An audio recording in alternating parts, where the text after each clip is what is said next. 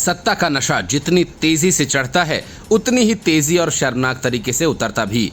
शराब घोटाला मामले में जेल की हवा खाने वाले अरविंद केजरीवाल के सिर ये नशा अब तक भले ही न उतरा हो, लेकिन कांग्रेस पर चढ़ा सत्ता का नशा पूरी तरह से उतर गया। कांग्रेस के लिए इससे शर्मनाक और क्या हो सकता है कि ईडी ने कांग्रेस भवन को करप्शन भवन करार देते हुए जब्त कर लिया।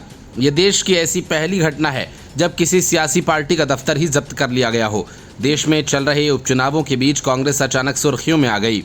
वजह 2161 करोड़ रुपए का शराब घोटाला, जिसमें कांग्रेस के पूर्व मंत्री कवासी लखमा की अचल संपत्तियों को ईडी ने अटैच कर दिया और ईडी की रिपोर्ट के मुताबिक कवासी लखमा और उनके बेटे की कुल 6,15,75,000 रुपए की संपत्ति को फ्रीज कर दिया गया। इसमें सबसे रोचक बात यह कि सुकमा का कांग्रेस भवन भी इस सूची में शामिल है। यानी अब कांग्रेस के नेताओं के घोटाले इतने संस्थागत हो चुके हैं कि पार्टी कार्यालय भी भ्रष्टाचार की संपत्ति में गिनती होने लगी। लोग अब तक पार्टी कार्यालयों को जनसेवा, रणनीतिक और प्रेस कॉन्फ्रेंस के लिए जानते थे, लेकिन छत्तीसगढ़ में कांग्रेस ने यह नया ट्रेंड सेट कर दिया है। पार्टी दफ्तर अब मनी लॉन्ड्रिंग का ठिकाना भी हो सकते हैं। जिस कांग्रेस भवन में बैठकर कई योजनाएं बनाई जाती थीं, अब वही भवन भ्रष्टाचार योजना के तहत अर्जित संपत्ति निकला। लखमा का विधायक कॉलोनी में बना बंगला 4,07,75,000 रुपए का है। उनके बेटे का बंगला 1,40,00,000 का है। कांग्रेस भवन 68 लाख में बना। यानी कांग्रेस नेताओं की संपत्तियों की भव्यता देखकर तो लगता है कि मानो ये नेता विकास की नहीं, विलास की राजनीति कर रहे थे और जनता न पानी पा रही है न बिजली। लेकिन मंत्री जी के बंगले की लाइटें 24 घंटे जली रहती थीं। पूर्व मुख्यमंत्री भूपेश बघेल इस कार्रवाई से आहत हैं। उन्होंने एक्स पर लिखा कि अब कार्यालय भी बंद होने लगे हैं।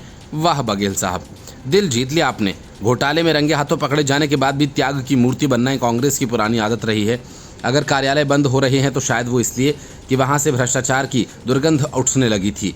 उन्होंने लिखा कि हम चौराहे पर तिरंगा लेकर खड़े हो जाएंगे। भूपेश जी कहते हैं कि सत्य और न्याय की आवाज़ वहीं से बुलंद हो जाएगी। तो क्या अब सत्य का मतलब है शराब से धन कमाना और न्याय का मतलब है उसके खिलाफ कार्रवाई होने पर दुखी होना? दरअसल कांग्रेस को इस बात से तकलीफ है कि इस बार खेल उनके दफ्तर तक पहुंच गया और नेताओं को जेल भेजना तो सियासी बदले में गिना जाता था।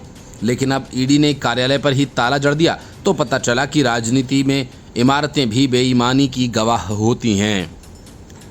कुल मिलाकर ये मामला सिर्फ एक घोटाले का नहीं बल्कि एक राजनीतिक पार्टी के नैतिक दिवालियापन के सबूत का है।